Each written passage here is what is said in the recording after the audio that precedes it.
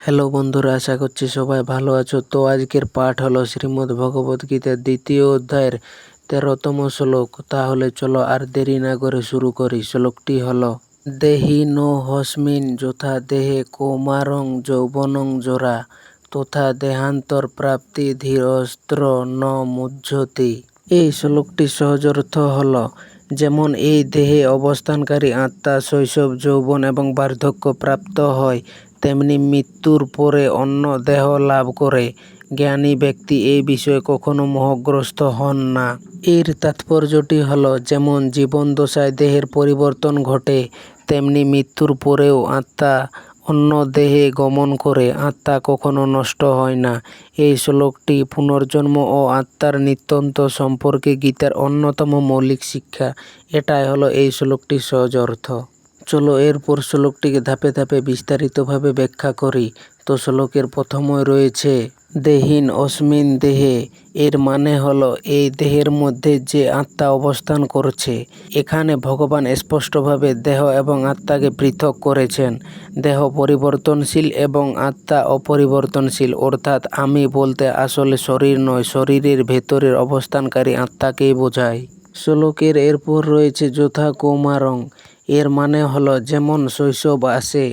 এখান থেকে বলতে চাইছে যে একজন মানুষ প্রথমে শিশু হয়, কিন্তু শিশুকালে শরীর স্থায়ী থাকে না। তবুও আমরা বলি এটি আমার ওই শৈশবকাল ছিল। অর্থাৎ ব্যক্তি একই থাকে, কেবল দেহের অবস্থান পরিবর্তিত হয়।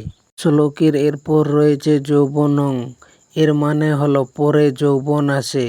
এখান থেকে বলতে চাইছে যে শিশুর শরীর পরিবর্তিত হয়ে যুবকের শরীরে পরিণত হয়, কিন্তু ব্যক্তি একই থাকে। আমরা বলি আমি ছেলেবেলায় যেমন ছিলাম এখন বড় হয়েছি, এখন আমি পরিবর্তিত, কিন্তু শরীরও পরিবর্তিত।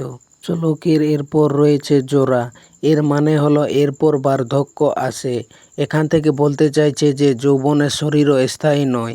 এক সময় মানুষ বৃদ্ধ হয়, কিন্তু তবুও মানুষ মনে করে আমি সেই একই ব্যক্তি। অর্থাৎ বাল্যকাল গেল, যৌবন গেল, বার্ধক্য এলো, কিন্তু আত্মা একই রইল। শ্লোকের এরপর রয়েছে তথা দেহান্তর প্রাপ্তি। এর মানে হলো তেমনিভাবে আত্মা অন্য দেহ লাভ করে। এখান থেকে বলতে চাইছে যে যেমন শিশুকাল থেকে যৌবন, যৌবন থেকে বার্ধক্য, এগুলো শরীরের পরিবর্তন, তেমনই বার্ধক্য থেকে মৃত্যু, মৃত্যু থেকে নতুন জন্ম, এটিও এক ধরনের পরিবর্তন মাত্র। ভগবান এখানে মৃত্যুকে শেষ বলে নয়, বরং এক দেহ থেকে অন্য দেহে স্থানান্তর বলে ব্যাখ্যা করেছেন। শ্লোকের সবশেষে রয়েছে ধীর তত্র ন মুহ্যতি। এর মানে হলো যিনি সত্য জ্ঞান লাভ করেছেন, তিনি এ বিষয়ে বিভ্রান্ত বা শঙ্কুল হন না। এখানে থেকে বলছে যে ধীর ব্যক্তি জানেন আমি শরীর নয়, আমি চিরন্তন আত্মা, তাই তিনি জীবনের পরিবর্তনে বিভ্রান্ত হয় না। জ্ঞানী ব্যক্তি জানেন মৃত্যু মানে বিশাল নয়, বরং পরিবর্তন, তাই তিনি জন্ম ও মৃত্যুকে জীবনের স্বাভাবিক প্রক্রিয়া হিসেবে দেখেন।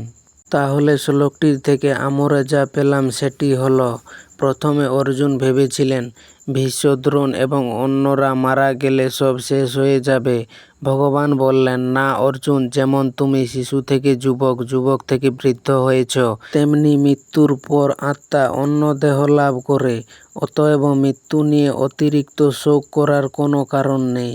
এই শ্লোকের দুটি গুরুত্বপূর্ণ দিকগুলি হলো, প্রথমটি হলো তথা দেহান্তর প্রাপ্তি, মানে তেমনই অন্য দেহ পাওয়া। এটাই এই শ্লোকের সবচেয়ে গভীর কথা।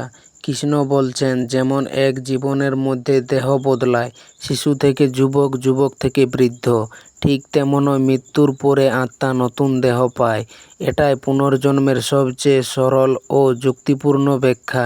মৃত্যু মানে আত্মার বিনাশ নয়, এটা শুধু একটি দেহ থেকে আরেকটি দেহে স্থানান্তর, ঠিক যেমন শৈশবের শরীর থেকে যৌবনের শরীরে রূপান্তর।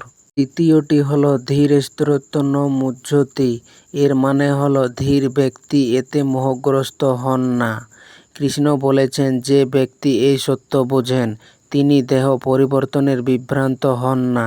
ভাবুন, কেউ যখন শিশু থেকে যুবক হয় তখন আমরা শোক করি না, এটা স্বাভাবিক পরিবর্তন বলে মেনে নিই। ঠিক তেমনই মৃত্যুও একটি স্বাভাবিক পরিবর্তন, যদি আমরা প্রকৃত জ্ঞান রাখি। এই উপমাটি গীতার সবচেয়ে গ্রহণযোগ্য ও বোধগম্য একটি কারণ এটা আমাদের নিজের জীবনের অভিজ্ঞতা দিয়ে প্রমাণিত। আমরা সবাই জানি শিশুকালে শরীর আজ নেই, যৌবনের শরীরও বদলে যাচ্ছে, কিন্তু আমরা একই ব্যক্তি আছি।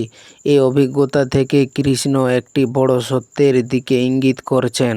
যদি এক জীবনে এত পরিবর্তন সহ্য করেও আমি একই থাকতে পারি, তাহলে মৃত্যুর পরেও আমি আত্মা থেকে যেতে পারি, শুধু নতুন দেহে। আমরা সাধারণত দেহকে আমি বলে ভুল করি, কিন্তু কৃষ্ণ বলছেন দেহ হলো শুধু পোশাক বা বাহন, প্রকৃত আমি হলো ভেতরের আত্মা যা দেহি। এই শ্লোক আমাদের একটি গুরুত্বপূর্ণ প্রশ্ন করতে বাধ্য করে, আমি কে? আমি কি এই শরীর, নাকি শরীরের ভেতরের বসবাসকারী চেতনা? যদি আমরা নিজেদের শুধু শরীর বলে ভাবি, তাহলে শরীরের প্রতিটি পরিবর্তন ভয় ও দুঃখ আসবে, কিন্তু যদি বুঝি আমরা শরীরের চেয়েও বেশি কিছু, তাহলে পরিবর্তনের ভয় কমে যায়। এই শ্লোকে কৃষ্ণ বলছেন ধীর ব্যক্তি মোহগ্রস্ত হন না। ধীর হওয়া মানে কি? ধীর হওয়া মানে হলো জীবনের পরিবর্তনগুলো স্থিরভাবে গ্রহণ করা, ভয় বা আতঙ্কে আচ্ছন্ন না হওয়া, দেহের পরিবর্তনের পেছনে স্থায়ী সত্যকে চেনা। এই ধীরতাই প্রকৃত জ্ঞানের লক্ষণ। এই শ্লোকের শিক্ষণীয় বিষয়গুলি হলো, প্রথমটি হলো আমরা শরীর নয়, আমরা আত্মা। দ্বিতীয়টি হলো শরীর পরিবর্তিত হয়, কিন্তু আত্মা পরিবর্তিত হয় না। তৃতীয়টি হলো মৃত্যু হলো এক অবস্থা থেকে অন্য অবস্থায় গমন। চতুর্থটি হলো জ্ঞানীরা জন্ম ও মৃত্যু নিয়ে অতিরিক্ত শোক করেন না। পঞ্চমটি হলো জীবনের প্রতিটি পরিবর্তনকে ধৈর্য ও জ্ঞানের সঙ্গে গ্রহণ করা উচিত। তো শ্লোকটির থেকে সারসংক্ষেপে আমরা যা পেলাম তা হলো, ভগবান শ্রীকৃষ্ণ অর্জুনকে বলছেন, অর্জুন, যেমন এই জীবনে তুমি শিশু থেকে যুবক এবং পরে বৃদ্ধ হও, তেমনি মৃত্যুর পরে আত্মা অন্য দেহ লাভ করে। আত্মা চিরন্তন। মৃত্যু কোনো সমাপ্তি নয়, বরং এক দেহ থেকে অন্য দেহে গমন। জ্ঞানী ব্যক্তি এই সত্য জানেন, তাই তিনি জন্ম বা মৃত্যু নিয়ে মোহগ্রস্ত হন না। তো বন্ধুরা, এই ছিল শ্রীমদ্ ভগবদ্ গীতার 2য় অধ্যায়ের 13 শ্লোক। তো শ্লোকটি কেমন হয়েছে? আশা করছি ভালো হয়েছে, সবারই বুঝতে সুবিধা হয়েছে। যদি শ্লোকটি ভালো লেগে থাকে তাহলে লাইক, কমেন্ট, শেয়ার, সাবস্ক্রাইব করে দিও। আর ধন্যবাদ সবাইকে ভিডিওটি শেষ পর্যন্ত দেখার জন্য।